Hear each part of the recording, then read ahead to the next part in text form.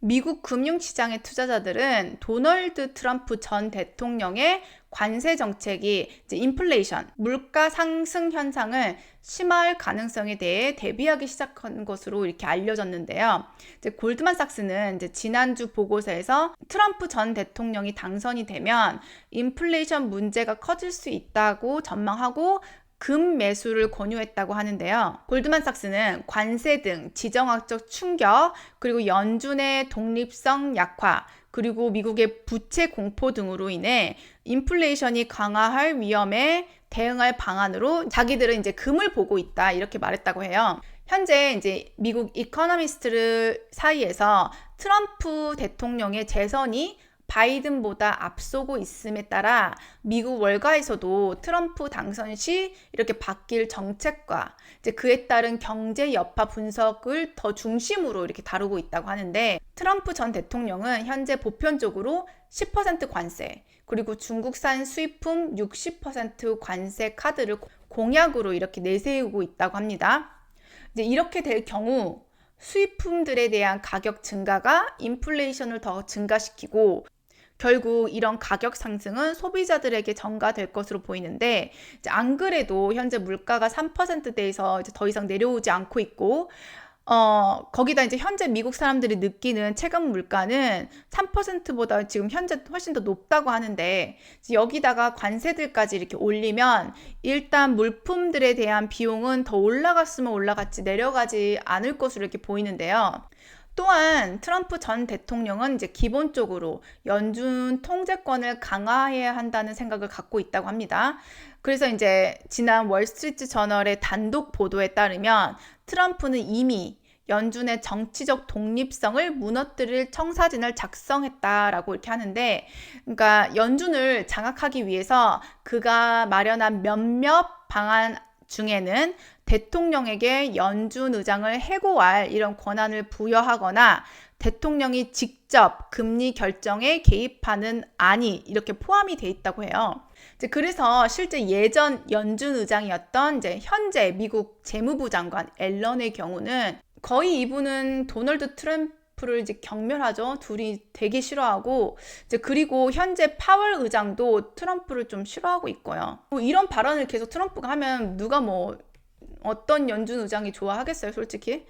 또한 트럼프는 2025년 말 만료되는 각종 세금 감면 조치를 이렇게 연장하려고 하는데, 이렇게 하면 국가 부채가 4조 달러에서 5조 달러, 그러니까 약 6,952조 원으로 이렇게 늘어난다고 하는데, 골드만삭스는 선거에서 공화당이 압승하면 인플레이션 심화 위험이 더 커질 것이라 이렇게 분석했다고 합니다. 골드만삭스는 또 트럼프 전 대통령의 이민 단속 정책이 노동력 부족을 이렇게 야기하면서 임금 상승과 그에 따른 물가 상승을 또한 유도할 수 있다라고 지적했다고 하고, 이제 무디스 애널리스틱도 이제 공화당 승리 시나리오에서는 물가 상승, 경제 성장 둔화 결과가 나타날 것이라고 비슷한 분석 결과를 내놨다고 합니다.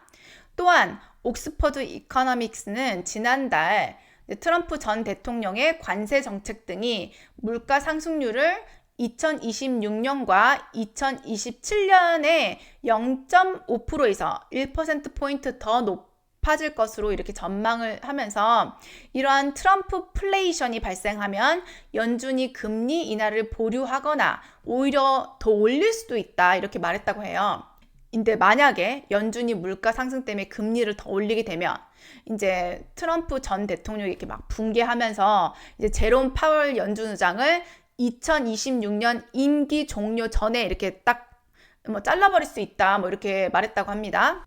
제가 봤을 때는 바이든 대통령이 되든 트럼프 대통령이 되든 일단 기본적으로 두 명 다 확장 정책, 그러니까 재정을 긴축하려고 하는 그런 공약들은 많이 없기 때문에 인플레이션이 당분간 지속될 거라고 생각이 되는데, 이제 트럼프 같은 경우는 이제 시장에서 전망하다시피 좀 더 이제 더 과격하고 이렇게 연준까지도 이렇게 자기가 잡고 이렇게 흔들려고 하는 무대포 기질이 더 많다 이거죠. 일단 시장이 가장 무서워하는 것은 이미 알려진 악재보다는 uncertainty, 불확실성이에요. 그러니까 어떻게 상황이 튈지 모르는 불안감이 가장 큰 공포를 조성하는데, 이제 트럼프 대통령이 일단 직설적이고 좀 독단적인 면이 이제 다른 기존 대통령들보다는 많은 거는 이렇게 좀 사실이고, 특히 자국 보호주의를 가장 많이 외치는 사람 중에 하나였죠. 이제 그러니까 이제 실제는 그렇지 않지만 공식적으로는 연준이라는 곳은 대통령의 이런 입김으로 정책을 바꿀 수 있는 곳이 아닌데, 트럼프 전 대통령은 이것을 그냥 대놓고 이제 내가 대통령 되면 연준 의장 이렇게 잘라버리겠다 이렇게 대놓고 이제 말하는 거잖아요.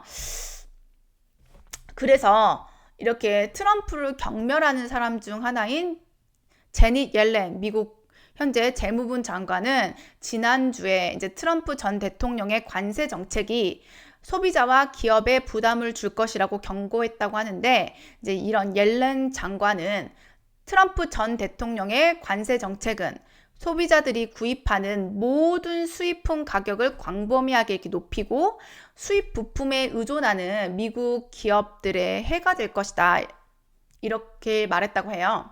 기본적으로 트럼프는 이제 부동산 사업가 출신이죠. 즉 저금리를 가장 좋아하는 사람 중에 하나인데요. 그러다 보니까 연준의 고금리 정책을 가장 싫어하는 사람 중에 또 하나인 거예요. 왜냐면 자기는 현재 가지고 있는 사업체들도 대부분 메인이 다 부동산인데, 기본적으로 부동산은 저금리일 때 화랑이잖아요.